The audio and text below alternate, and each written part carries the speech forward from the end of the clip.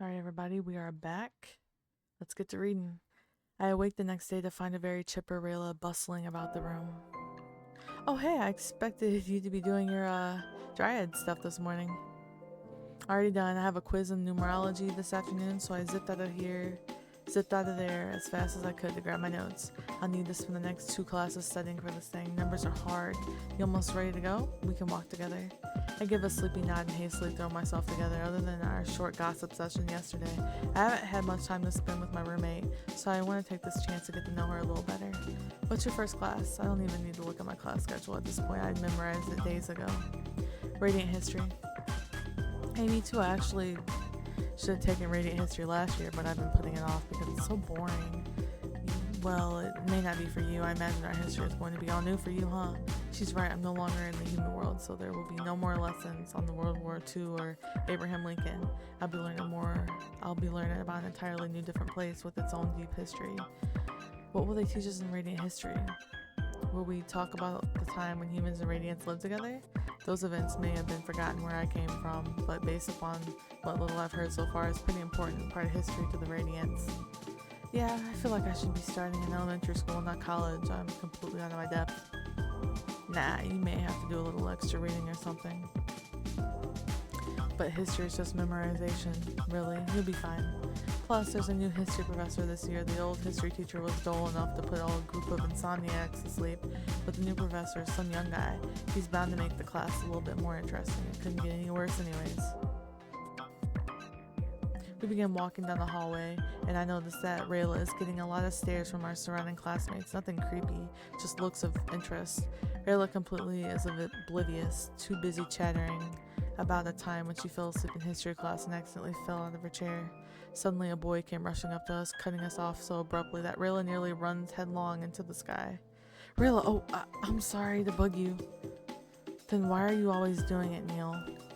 The boy sputtered for a moment and Rayla gives him a resigned sigh. What do you want, Neil?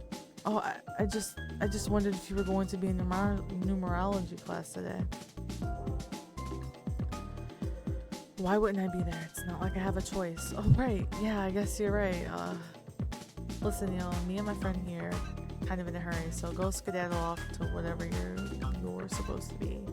Right, okay, see you later, Rayla. The guy scurries off and I stare at him, perplexed. Admirer of yours? You could call it that. He's just extra susceptible to the glamour. Glamour? Oh right, you probably don't even know. You see, dryads have this sort of essence, I guess you'd call it. We just naturally put off attractive vibes that draws people to us. So that's why I noticed everyone was staring at you. Yeah, that's pretty much it. Everyone feels it a bit, but most people are aware enough to know that what's causing it, their attraction, and they can ignore it. But certain species are more affected by it, males especially, which is super annoying, because I'm not even interested in guys, when they're acting normal. I try to imagine what it must be like to have a natural allure that causes everyone around you to take notice without even trying. But anyways, that guy is definitely my most annoying admirer. It sounds wrong calling him that, but I have no idea what else to call him.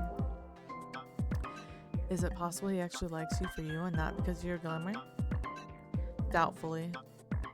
Doubtful. Not exactly his type. Not exactly really anyone's type. Just plan to stay single forever, much less trouble. Oh wait, this is us. We arrived at the history classroom. Our conversation cut short. It is far more packed than any of my previous classes. I had been told that the grades were sometimes mixed, depending on the subject skill level of the student. I wonder if this is one of those mixed classes. I sit down in an empty seat near the middle, and Rayla slides into the seat beside me. Welcome, students. I'm Professor Morden, and I am the new history professor taking over for Professor Tan. Looks like the rumor Rayla mentioned were true. This new professor looks like he could be a student himself by the looks of the faces around the room. He certainly has everyone's interest. We'll begin our journey through history with a little review to see what you already know. The students around the room groan softly. Professor Mordain seems good-natured about the students' displeasure at least. I know, you've probably heard this stuff 100 times before, but it's nice to review occasionally. Rayla leans over in her seat to whisper in my direction. Everybody's definitely already heard all this stuff. They pound this history into our brains since birth. It might be old news to everyone else, but I'm interested and I know very little about this place and am eager to learn more. As we all know, our realm rests alongside the human realm, but it wasn't always this way. The human realm and radiant realm used to be one and the same unit. The major event happened. A student in the front of the classroom shot her hand up as fast as I almost felt a breeze. The professor nods toward the student. Xena, right? Oh, yes, sir. The girl blushes furiously, clearly surprised that he knew her name. The human world and radiant world used to be one and the same until the Great War of the Iron Age. That's when the Radiants were cast out by the humans growing in numbers. Correct. Once living together in relative peace, the Radiants became feared by humans during the rise of the Roman Empire. This forced us to return to our secluded homes behind the veil. Now, one can only travel to our world via a few passages. I don't know what the fuck that said. I'm fucked up. Most are completely hidden from human world, however. A few have been discovered over the years. What are these places called? The professor looks around the room and stops in my direction. Surely he won't call on me, right? I'm the new kid. He might be new, but he surely has to know I know nothing about the history of Radiance. Rayla? Rayla jolts her head up at the sound of her name, and I realize she must have been nodding off. Julius Caesar. Rayla responds immediately. The class around me snickers. She obviously hadn't heard the question. No, Miss Balanos. I'll thank you to start paying attention in this class. 10 Dermits. Rayla gives a big sigh and I shoot her a sympathetic look. She leans over to whisper again. I've changed my mind. I don't like this new guy at all. The student from earlier pipes up with the answer. The passageways that have been discovered by humans are known as the Bermuda Triangle, the Bridgewater Triangle, and the Devil's Sea. That is correct, Xena, but please allow me to call on you before you answer. The girl only looks mollified as she's scolding. She apparently liked proving her history knowledge. Of course, I've heard of the Bermuda Triangle. The myth says anyone who travels through there is never seen again. Could it be that they're instead traveling to this realm? What happens to humans that stumble onto this world? Humans have largely forgotten about the radiant existence, thanks to most of our writings being destroyed during the rise of their most prominent religions. However, this is not necessarily a bad thing. Most now believe that humans and radiants are destined to live separated. Through that, though, there are subcultures of radiants that wish to return to the human world. Rayla leans over to whisper in my ear again. Mostly just the sullen. The sullen? The not so nice radiants that would rather destroy the entire world than let humans control it, and yeah, that is the most creative name they could come up with for them. Are there many of them? No one really knows how many of them there are, but you don't have to look so panicked. There hasn't been a major stolen incident in like a decade.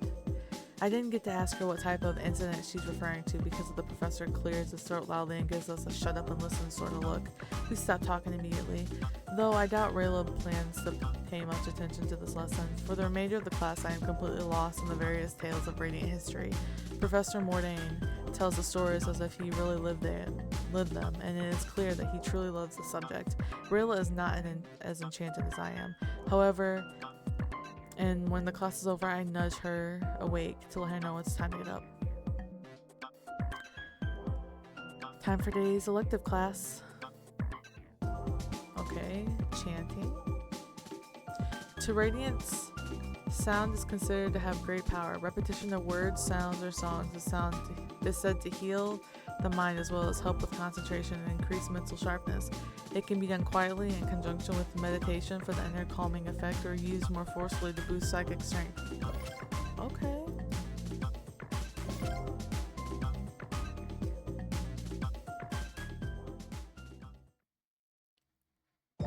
After classes are done for the day, I return to my room and study tomorrow's schedule. Tomorrow will be my first Sonics class, where I'll learn more about my discipline. This is the class I've been most looking forward to. I haven't seen any hint or the oracle powers since my brief rush of visions on Monday. I'm in this school because I'm supposed to be training for an eventful test the council will give me. I've barely had a moment to think about that since arriving, but now I've reminded myself I feel that same nervous energy flood over me. I have no idea when the council trial will take place, but I do know that I'm still woefully unprepared. Professor Balin had promised that I'd be able to learn everything I needed while attending Sarenvale for now. I just have to trust that he was correct. When I enter Sonen's class, I am greeted by the familiar face of Sirius Balin. I haven't seen him since my first day here, but I have to remember him telling me that he insists on teaching the Azurite students even after he became headmaster. He sees and greets me with a smile. Ah, if it isn't Miss Adonis, how are you faring in your studies at Sarenville so far? Humble. I'm okay. Oh, I'm just doing my best. It's just too early to tell. And your best can be enough, but with magic sometimes it's a little spirit is required. He gives me a warm smile and I feel the same feeling of calm I always get when he is near. That must be the siren power at work again. The classroom begins to fill and Professor Balin gives me a last friendly nod before moving to the front of the room. I look around the classroom with interest. I can tell by the sea of blue uniforms that the students here are all Azurite class, the one whose power comes from the mind. As I've already learned, however, mind power can vary greatly. Professor Balin's siren power can affect the feelings and emotions of others around him, while my power is simply to view future events. I wonder what type of powers the rest of these students have. Good afternoon, students. Professor Balin speaks in a booming voice, and the entire class snaps to attention at once. Welcome to the intro of Sonic's classes course. This class will be focused on learning more about your Minecraft abilities and how to control them. It isn't until now that I notice the students in his class all seem to be a bit younger than I am. Of course, I may technically be a senior, but in terms of magical knowledge, I'm probably more like an elementary school level. These younger students can probably run circles around me in magic category. Sonics has been known by many names over the time and can encompass many areas of Minecraft. None of your abilities are the same, but the theory behind control and focus is universal. We will work together and conduct exercises to quell the naturally chaotic nature of the radiant disciplines, but you will also be required to learn more about the abilities of your peers. I am excited at the last pronouncement. The abilities of the others may not be no big deal to those that grew up around them, but to me it is completely fascinating. Every species of Radiant possesses abilities that fall under a distinct magical classification. For most of you, the classification is Sonics. Most of us, are there students in here that are not part of the Azurites? Amongst the classification is a myriad of subclasses that essentially describe the nature of your abilities in more detail. I'll use myself as an example. As most of you know, my species is Siren. As such, as my abilities fall under the subclassification of Sonics known as emotional manipulation. All of your abilities have subclasses as well, though sometimes it's a bit difficult to define into one term. Let's have another example. Miss Adonis, as many of you already know, has come to Sarenvale to train her oracle abilities. He looks in my direction. It seems I am never going to escape the level of scrutiny that comes with being the new girl. Oracles are known to have the ability to predict something that is about to happen. The ability that could be described as precognition or clairvoyance, using the mind to see what cannot otherwise be seen. Now, how is this different from something like divination? A student raises his hand and Professor Balin nods in his direction. Mr. Ambrose? Divination is seen through the use of rituals or objects instead of just inside the mind. Correct. Radiants who practice divination do so with a variety of tools. This can include mirrors, drawings, runes, and even the earth. Divination is usually less precise than standard precognition. Many of the practices even have their own classifications, but we'll keep it simple for now. Thus far, Miss Adonis has only exhibited precognitive abilities in her form of mental vision rather than through the use of the outside tool. This puts her in the subclass of clairvoyance rather than divination. I'm not sure how Professor Balin knew about the vision I had earlier in the week, but I suppose at this point I shouldn't be surprised about anything. That does not mean, however, that one does not have the potential to obtain multiple classifications. Training and focus could possibly open up more avenues and expand one's abilities. The remainder of the class is spent discussing various classifications in Minecraft and their uses. I didn't realize there would be so many. I learned that one of the students in the class is a sort of muse that could fill someone with inspiration, while another could project their mind to another place without even moving. In some ways, I felt as if we were very similar until I remembered none of these students are human. They come from long lines of radiant races just like them. I, on the other hand, am just a human. I never will truly be the same as my fellow students. Humble. Well, while I'm not ashamed of my human status, I just want to focus on my abilities without having the entire student body thinking I am different. I leave the class with mixed feelings. Time for today's elective class. I hit the mic. My bad. Geomancy is a translated to foresight by Earth and is essentially a method of divination using markings created in the sand. While this method was used by humans and Radiants alike for many years, it is not the most reliable form of divination.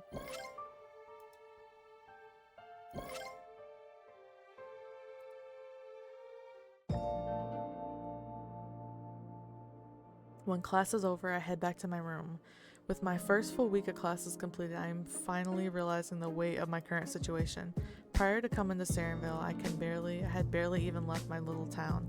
Now I am in a completely different world. True, there isn't much to miss about my old life in the human world, but it was still my life. It was so familiar. Tomorrow will be my first free weekend since arriving at the school. There are no school activities scheduled, so I'll be able to spend my time as I like. Question is, what will I do with my free time? My first weekend at Sarenville Academy is finally upon me. This has been a whirlwind of a week, but despite my obvious differences, I can see myself falling into a normal routine here. I have the option to choose how to spend my free time on the weekends. Within certain limits, of course, I could use this time to catch up on my studies or to simply explore the school. I can't wait to explore Sarenville.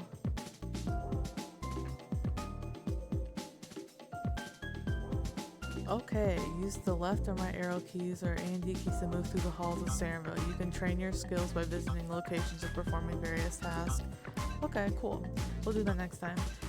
Thank you guys for watching, and I will see you guys in the next one.